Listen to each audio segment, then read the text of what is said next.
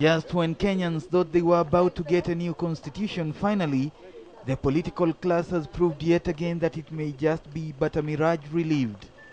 Having taken a break to build consensus, it has been the one thing MPs have shown they cannot be able to do: build consensus.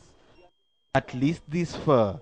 Other than their inability to build consensus, they have also shown that they still retain unmatched abilities for quarreling. We want a three-tier government.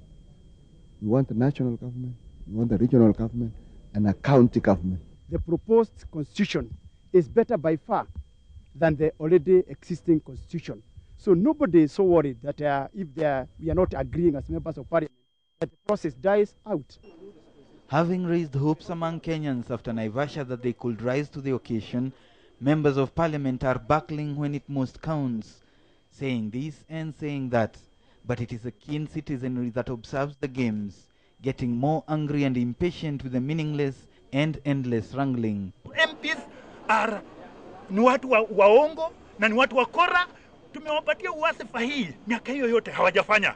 Sasa hapa wameenda hapa KIA wanaanza kupigana vita, wakidhania ya kwamba katiba italetwa na chama PNU na ODM. No, it is not for the parties. The actual problem is with the two principals. These others are just microphones speaking on behalf of them.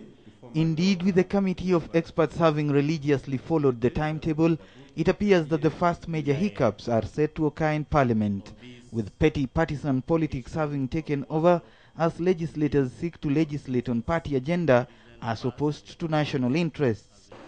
But if the anger amongst members of the public is anything to go by, this is one failure that is not going to be allowed. The society must hold parliamentarians accountable. Whatever the move that they make, we should tell them that this referendum and these elections is not about who gets what when it comes to constitution making. With an increasingly jittery and suspicious religious class on their case and an exasperated public, members of parliament may be forced to compromise as calls for action increase. Even as some of us criticize members of parliament, that we be proactive and ensure that we influence the decision that members of parliament make. However, with the ongoing disputes, it may just be that much more harder to be proactive as the governed continue to lose hope in those who govern them.